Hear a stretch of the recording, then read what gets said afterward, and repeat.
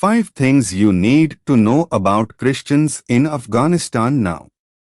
As the situation in Afghanistan rapidly deteriorates and the US withdrawal date of Tuesday, 31st August approaches, these are 5 things you need to know about the Christian minority in Afghanistan right now. 1. Christians in Afghanistan live in the second worst country for Christians, according to the Open Doors World Watch List.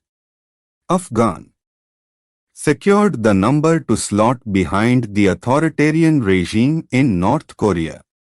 Due to the practice of honor killings and apostasy laws, the situation in Afghanistan was already extremely dangerous for Christians, most of whom risked their lives to convert from Islam.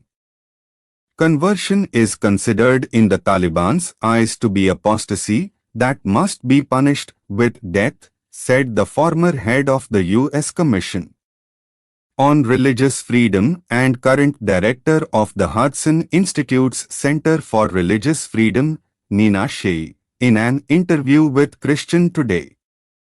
It is impossible to live openly as a Christian in Afghanistan, concluded the Open Doors report.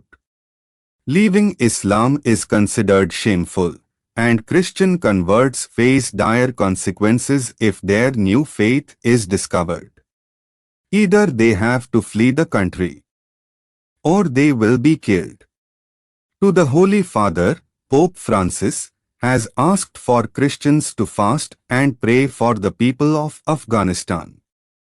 As Christians, the situation in Afghanistan obligates us.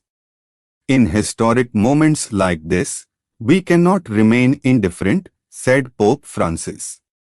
For this reason, I address an appeal to everyone to intensify your prayer and practice fasting, asking the Lord for mercy and forgiveness. Though the number of Christians is officially less than 10,000, several international charities argue that there are many more who remain uncounted and underground.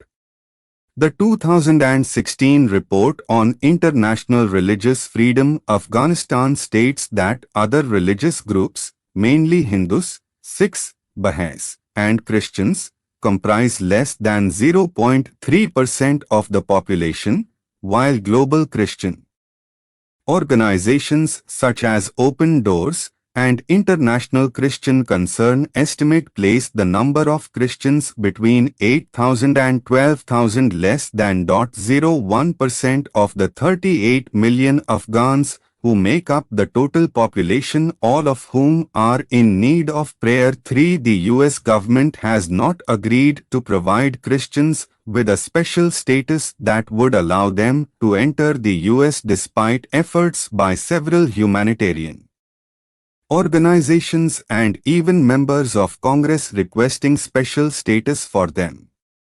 Special designations include journalists, pilots, academics, civil society, and women at risk, to name a few, but not Christians or other religious minorities. The U.S. Department of State, in conjunction with nearly 100 other countries, issued a statement on Sunday, 29th August, that the Taliban are ensuring that all foreign nationals and any Afghan citizen with travel authorization from our countries will be allowed to proceed in a safe and orderly manner to points of departure and travel outside the country beyond the 31st August deadline set by the Biden administration. But the extension will not benefit Christians or other minorities unless the US government decides to include them. 4. Private efforts to assist Christians out of Afghanistan have allegedly been blocked by the State Department. Taliban checkpoints, set up during Saturday night around the airport, as well as de facto control of the gates during the days leading up to Saturday, consistently hampered efforts for Christians to exit the country via the airport on Sunday, several blogs and news groups of religious freedom activists alleged. that the State Department has blocked private evacuation operations at the airport. The Nazarene Fund, a charity that raised $28 million over the course of 3 days thanks in part to radio personality Glenn Beck, still has planes in the vicinity of Afghanistan.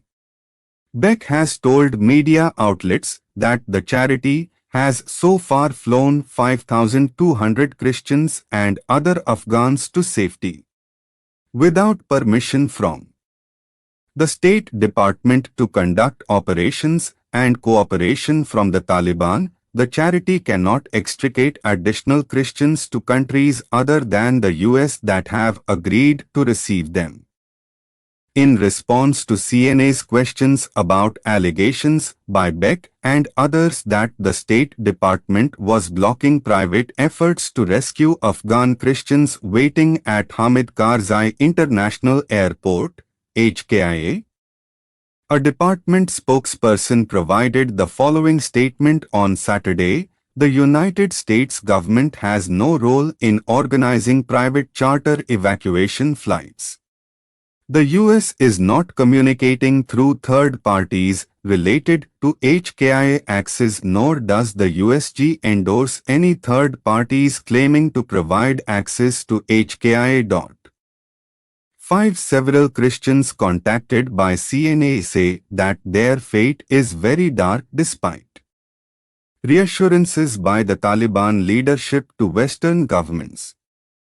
"What will be our fate?" asked one Afghan Christian with an emoji of a face with streaming tears when he learned that options for him to flee from Afghanistan via plane were effectively ended.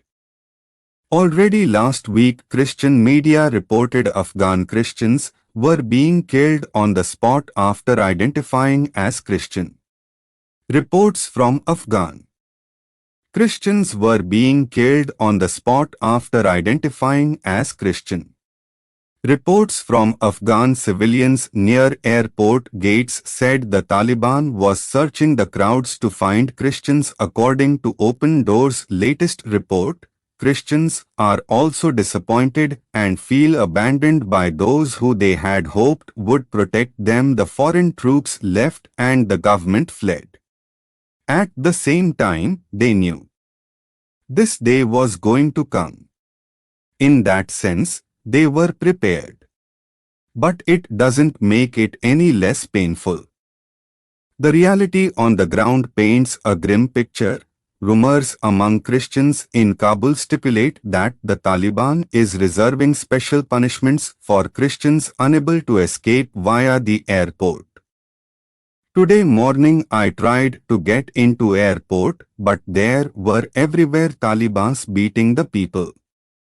People say that Talibans issued some kind of punishments for Afghan Christians. I am scared.